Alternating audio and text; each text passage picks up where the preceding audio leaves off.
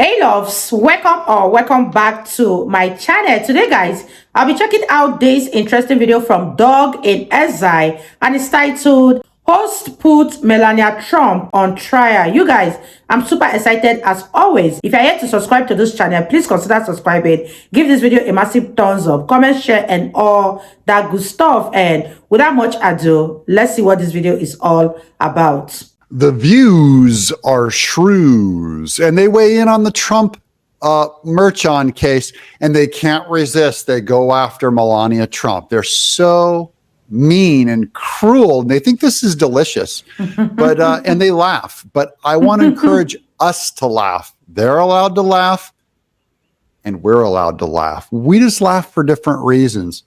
Welcome to Doug in Exile. I'm Doug TeNapel.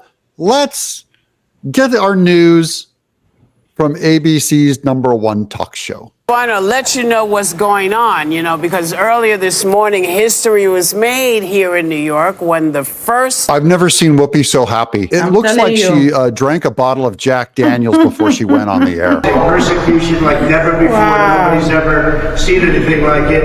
And again, it's a case that should have never been brought. It's an assault on America. This is really an attack on a political opponent. That's all it is. So I'm very honored to be here. Thank you very much. However, Trump has pleaded not guilty to falsifying business records and has denied ever having an affair with Stormy Daniels. I'm putting the end of Sunny Hostin at the beginning here just to put all of this in context. These are all allegations. And the audience is laughing. This is why we're laughing. This is why I laugh. So they're laughing, thinking it's delicious at Trump. And I'm only saying we have our free speech right to laugh too. Yeah. I laugh at people who think our legal system is still working.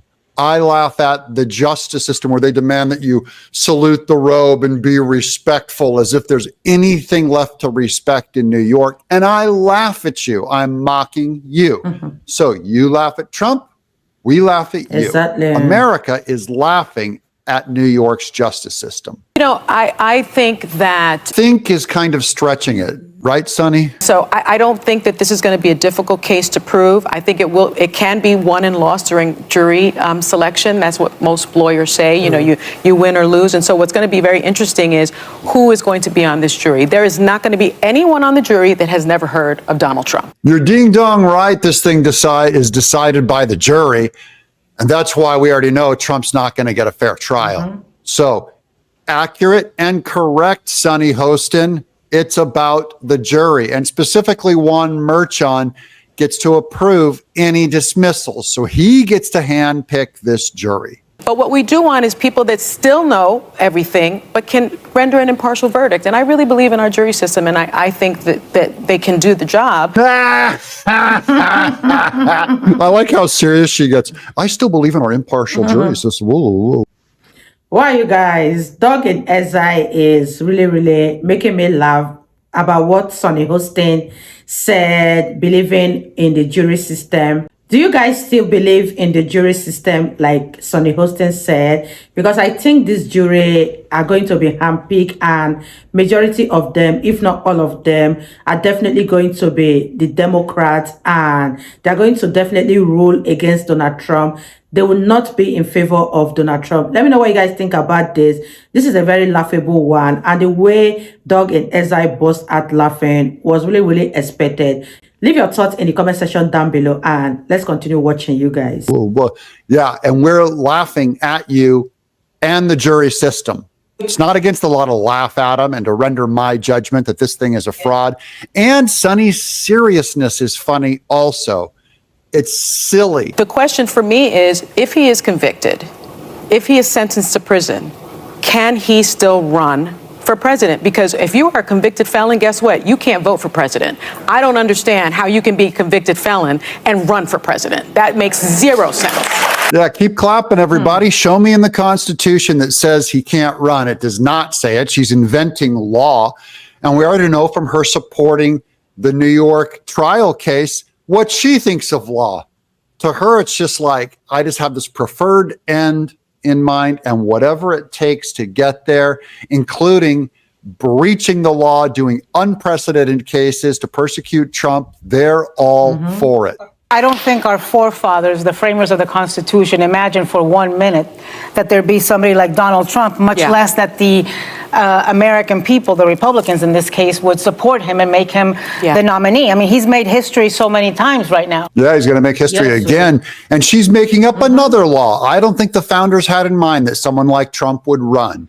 Did the founders have in mind that Trump would be facing 5, 6 lawsuits from political opponents with all kinds of made up charges, stretches of the law, unprecedented timing, when he decides to run for president?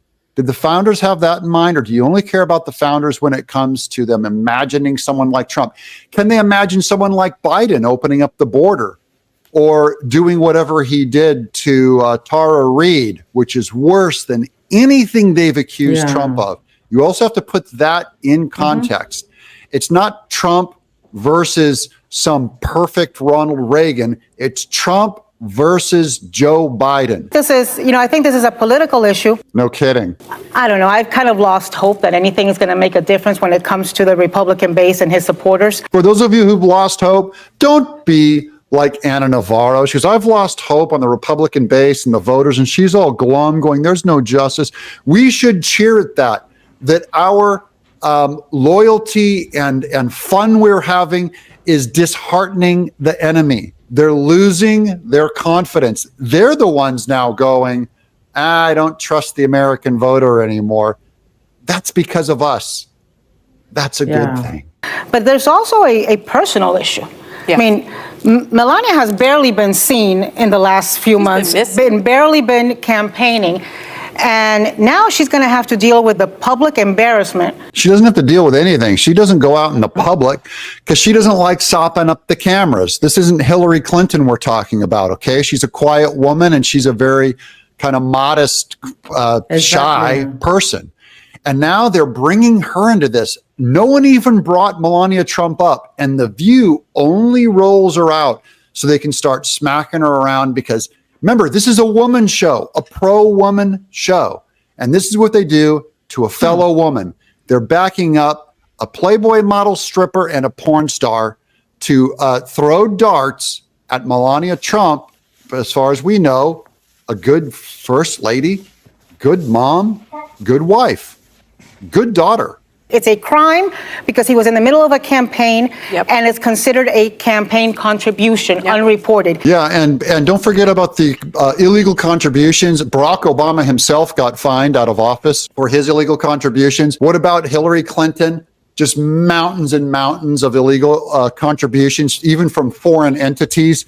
But our law system never went out for them because this is where it becomes a Marxist communist law system. They only use it to prosecute political opponents, and your own side gets a pass. So that's an important point that Ana Navarro brings up. I'm frustrated because the case that actually could change public sentiment, the January 6th trial, is like nowhere to be found. Yes. Push that thing aside, ladies and gentlemen. Whose fault is that? That's Jack Smith with his procedures, ended up convoluting it, complicating it, and now it's pushed off. And I'm just celebrating that. And again, laughing. January 6th trial, nowhere to be seen. We're waiting on the immunity ruling. We very well may not have a verdict in that ahead of the election. And that's scary for me because I think that's what actually could change the course of this election and wake people up to how dangerous it is. It's only scary to her because they don't get to use that now to change the course of the election. She just admitted to it. I just want to change the course of this election. She's a Democrat talking point. I'm agreeing with her. Thanks for admitting it. Slapping his behind with a Forbes magazine when Melania Trump had just given birth. She brings up this slapping Trump's bottom with a Forbes magazine, which is a weird rumor that that's what Stormy Daniels did to him.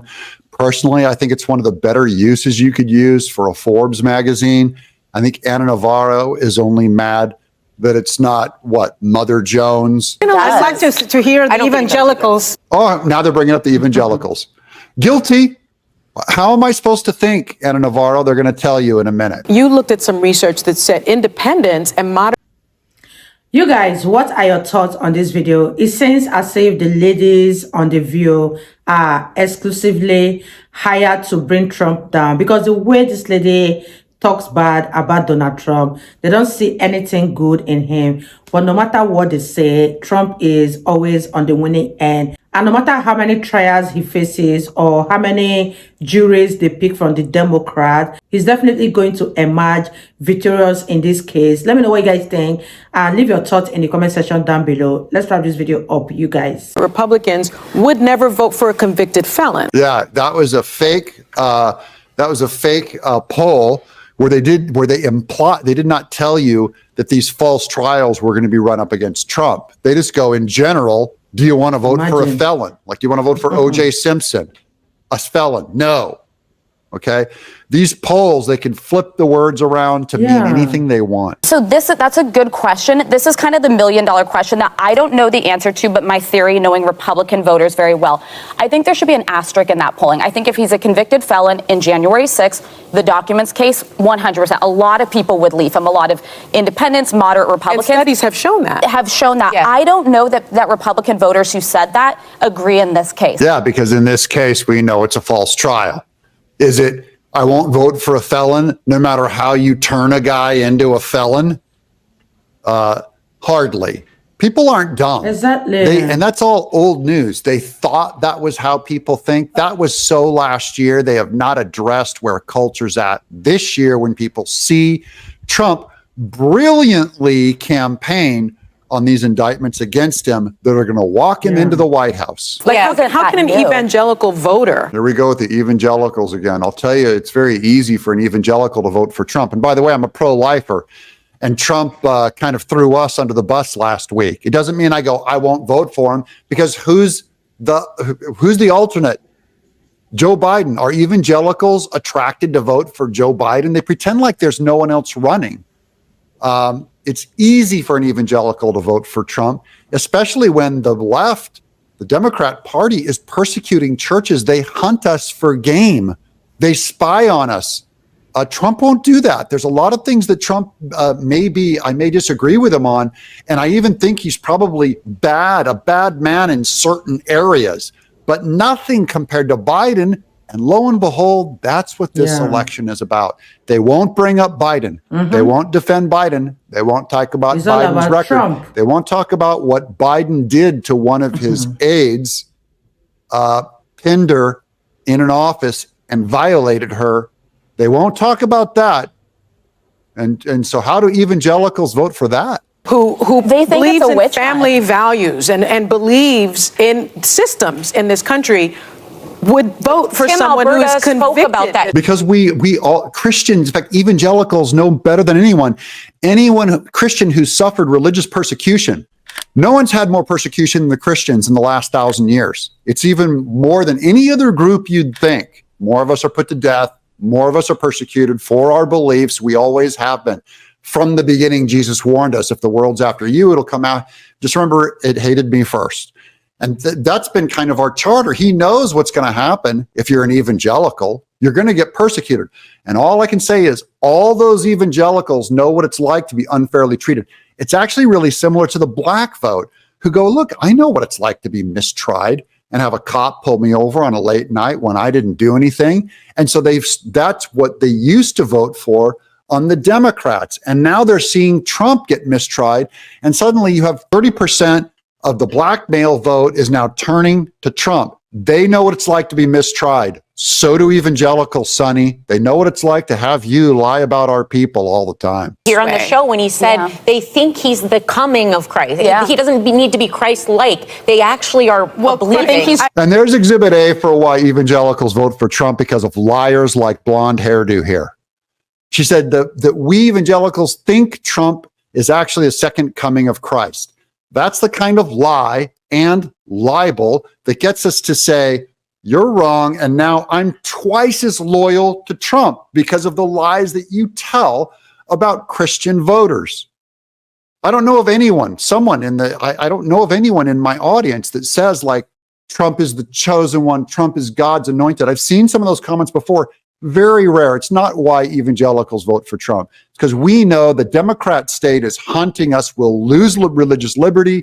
They're terrible on picking judges that will defend free speech, which is how we're able to spread the gospel freely.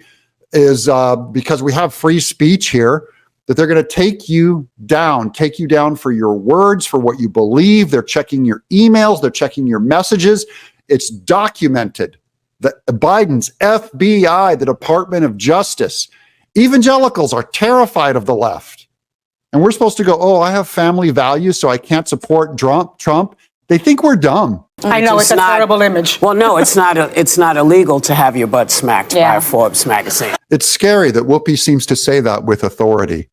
I'm Doug in exile. Wow, you guys, that was such an interesting video from Doug in exile. And what are your thoughts on this video? Leave them in the comment section down below. I really enjoyed every minute of it. And what do you think about the ladies on the View, their thoughts on Donald Trump? Let me know what you think about that in the comment section down below. And I'll see you all in my next video.